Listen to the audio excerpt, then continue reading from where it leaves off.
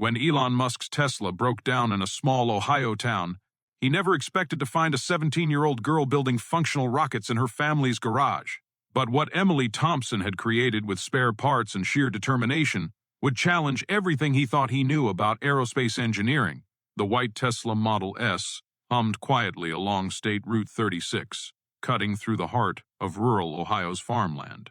Elon Musk was en route from a supplier meeting in Cleveland to a SpaceX facility in Columbus, enjoying the scenic drive through cornfields and small towns that seemed frozen in time. His phone was buzzing with constant updates from his engineering teams, but for once, he was content to let the calls go to voicemail and simply drive. The late afternoon sun cast long shadows across the rolling hills, and Elon found himself appreciating the peaceful contrast to his usual high-pressure environment.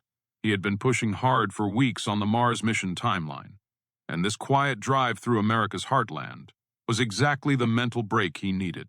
That's when the Tesla's dashboard lit up with warning messages. Battery cooling system malfunction, the car's computer announced in its calm, synthetic voice. Reduced power mode activated. Please seek service immediately.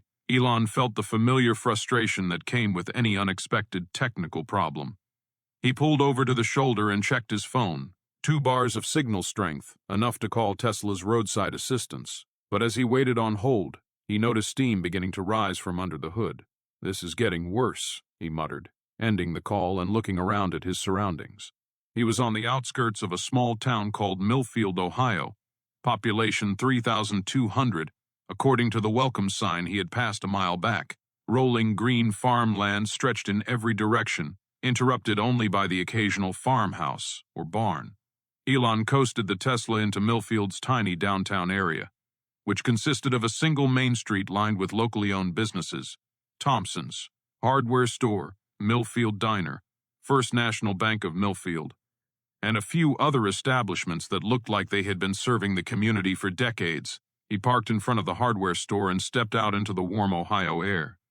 The contrast with his usual environment was striking. Instead of the constant hum of highway traffic or the bustle of corporate campuses, Millfield was quiet enough that he could hear birds singing and the distant sound of farm equipment working in the fields. "Excuse me," Elon said, approaching an elderly man who was sweeping the sidewalk in front of the hardware store. "I'm having car trouble. Is there a mechanic in town?" The man looked up, immediately recognizing the expensive Tesla. "Afraid not, son. Old Pete's garage closed down 2 years ago when he retired. Nearest repair shop is about 20 miles south in Lancaster." He paused, studying Elon's face with growing recognition. "Say, aren't you that fellow who builds the rockets?" "Elon Musk?" "I am," Elon confirmed, slightly surprised to be recognized in such a small town. "Do you know anyone locally who might be able to help with the car?" "Well," the man said, scratching his chin thoughtfully, "Bill Thompson over at the hardware store is pretty handy with mechanical things. His daughter Emily is even sharper. That girl can fix anything with an engine or a motor. They live just 3 blocks down on Maple Street." Elon thanked the man and decided to walk to the Thompson house, leaving his Tesla parked on the main street where it drew curious looks from passing residents. The walk gave him a chance to appreciate the town's simple charm. Well-maintained older homes with large front porches, mature trees lining the streets, and gardens filled with late-season flowers. The Thompson house was a modest 2-story home with white siding and a wraparound porch. But what caught Elon's attention was the unusual activity coming from the detached garage behind the house. He could hear the sound of machinery running, not the typical noise of automotive work, but something more complex and rhythmic. As he approached the front door, a middle-aged man emerged from the garage, wiping his hands on a shop rag. He was tall and lean, with the weathered look of someone who worked with his hands for a living. "Mr. Thompson," Elon called out. The man looked up, clearly surprised to see a stranger in his driveway. "That's me, Bill Thompson. Can I help you? I'm Elon Musk. My car broke down on Main Street, and I was told you might be able to help." Bill's eyes widened slightly. "Elon Musk, from Tesla and SpaceX?" When Elon nodded, Bill extended his hand with a warm smile. "Well, I'll be damned. What brings you to Millfield?" "Just passing through when my Tesla developed cooling system problems. I know it's not typical automotive work, but—" "Emily," Bill called toward the garage, "come out here a minute. We've got company." A few moments later, a teenage girl emerged from the garage, and Elon was immediately struck by her appearance. She was about 17, with long brown hair pulled back in a practical ponytail, wearing work clothes that were stained with various oils and chemicals. But it was her eyes that caught his attention, sharp, intelligent, and curious, with the unmistakable look of someone whose mind was constantly analyzing and problem-solving. "Emily, this is Elon Musk," Bill said. His Tesla broke down in town. Emily's face lit up with genuine excitement. "No way, you're really Elon Musk? I've watched every single one of your SpaceX launches online. The Falcon Heavy demo flight was incredible." "Thank you," Elon replied, charmed by her enthusiasm. "Your father said you might be able to help with my car." "I'd love to try," Emily said eagerly. "I've never worked on a Tesla before. But electric systems are electric systems, right? What kind of problems are you having?" As they walked toward his stranded vehicle, Elon found himself impressed by Emily's questions. She didn't just ask about symptoms.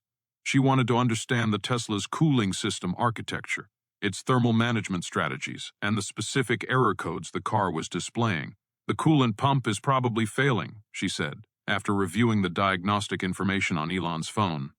"That's a pretty common failure point in high-performance electric vehicles. The pumps work so hard to manage thermal loads that they wear out faster than in conventional cars." "That's exactly right," Elon said, surprised by her technical knowledge.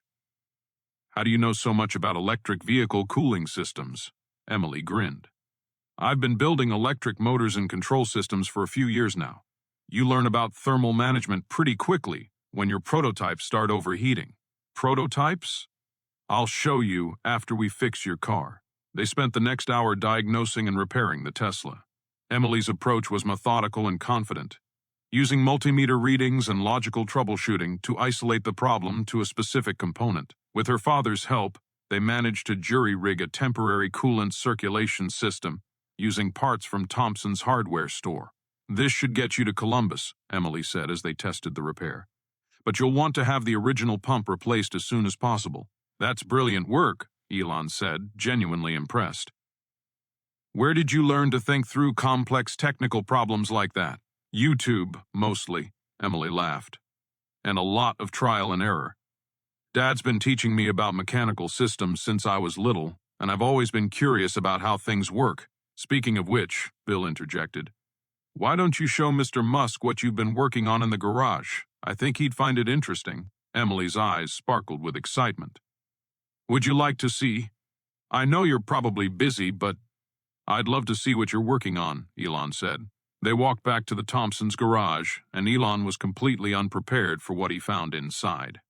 The space had been converted into a sophisticated workshop that would have impressed many professional engineers. Precision tools lined workbenches. A computer setup displayed complex CAD drawings. And in the center of the garage sat something that made Elon stop in his tracks. It was a rocket engine. Not a model or a toy, but a genuine functional rocket engine about the size of a large coffee can. The craftsmanship was remarkable. Precisely machined components, professional-grade sensors, and a test stand that looked like something from a university aerospace lab. "Emily," Elon said slowly, "did you build this?" "Yes, sir. It's a hybrid rocket engine using hydrogen peroxide and HTPB fuel. I've been working on it for about 8 months." Elon walked around the test stand, examining the engine with the experienced eye of someone who had designed rocket propulsion systems for years. The engineering was sophisticated: proper injector design, optimized nozzle geometry, and integrated data acquisition systems. "What kind of performance are you getting?" "About 180 pounds of thrust for 15 seconds, Emily replied, pulling up data charts on her computer. "Specific impulse is around 220 seconds, which isn't bad for a hybrid system." Elon studied the performance data, his amazement growing. "Emily, this is incredibly sophisticated work. How did you learn propulsion engineering?" "Books, online courses, and a lot of experimentation. I started with simple solid fuel rockets in my freshman year, then moved to hybrids because they're safer to test and easier to control." "And your parents are okay with you testing rocket engines in the garage?" Bill Thompson laughed. "We moved the cars out 2 years ago. Figured Emily's education was more important than keeping them out of the weather." Elon continued examining Emily's work, finding more impressive details with each component he studied. The fuel injection system used principles similar to those in SpaceX's Merlin engines. The combustion chamber design showed an understanding of heat transfer and cooling that many graduate students struggled with. Have you tested this engine? Dozens of times, Emily said, pulling up video files on her computer. I've got all the test data recorded. Want to see a firing? For the next hour, Elon watched Emily's test videos and reviewed her engineering documentation. The quality of her work was extraordinary. Detailed analysis of performance parameters, systematic optimization of design variables, and safety protocols that would have met SpaceX standards. Emily, I have to ask, what are your plans after high school? I've applied to several aerospace engineering programs, MIT, Stanford, Caltech. But honestly, I'm not sure I can afford any of them, even with scholarships. My dad works hard, but college is expensive. Elon looked at Bill Thompson, who nodded grimly. We'll figure it out. Emily's too talented to not get a good education. What if I told you there might be another option? Elon said. Emily looked up hopefully. What do you mean? SpaceX has an internship program for exceptional students. It's designed for college juniors and seniors, but we've occasionally made exceptions for truly extraordinary candidates. You mean work at SpaceX? While still in high school? Part-time during the school year, full-time during summers. You'd work with our propulsion engineering team, contribute to real projects, and earn enough to pay for college wherever you want to go. Emily's face went through a range of emotions: disbelief, excitement, and something approaching joy. Are you serious? Completely serious. But I need to see one more thing. What's that? I want to see your engine run. 20 minutes later, they had wheeled the test stand out to an open area behind the garage. Emily went through a systematic pre-flight checklist that would have impressed veteran rocket engineers, then initiated the firing sequence from a safe distance using a remote control system she had built herself. The rocket engine ignited with a controlled roar, producing a brilliant blue flame that stretched nearly 3 feet behind the nozzle. For 15 seconds, Emily's garage-built engine delivered steady, controlled thrust, while sensors recorded performance data in real time. As the engine shut down and the flame disappeared, Elon found himself grinning widely. Emily, that was absolutely incredible. The thrust curve was smooth, the combustion looked complete, and your control systems worked flawlessly. Thank you, Emily said, beaming with pride. I've been dreaming of working on real rockets since I was little. Well, now you can. I'm going to put you in touch with our Director of Propulsion Engineering. We'll work out the details of your internship, and I want you to bring your engine to SpaceX. Our team needs to see what you've accomplished. Over the following months, Emily Thompson became something of a legend at SpaceX. Her garage-built rocket engine was displayed in the lobby of the Hawthorne facility, and her innovative approaches to hybrid propulsion influenced several active projects. She worked with professional engineers who were amazed by her intuitive understanding of complex aerospace principles. More importantly, Emily's story inspired SpaceX to create a formal program for identifying and nurturing young talent in rural America. The Garage Genius Initiative began seeking out students like Emily, brilliant minds working in isolation, building remarkable things with limited resources and unlimited creativity. You know what Emily taught me? Elon told a gathering of SpaceX engineers 6 months later. Innovation doesn't require fancy facilities or expensive equipment. It requires curiosity, determination, and the willingness to try things that others think are impossible. Emily built a functional rocket engine in her family's garage with parts from the hardware store. That's the kind of thinking that will get us to Mars. Emily's rocket engine still sits in the SpaceX lobby today, a reminder that the next breakthrough in aerospace technology might come from the most unexpected place, like a teenager's garage in small-town Ohio where big dreams and bigger determination can overcome any limitation. Because sometimes the most important discoveries happen not in million-dollar laboratories, but in small-town garages, where young minds are free to explore the impossible and turn it into reality.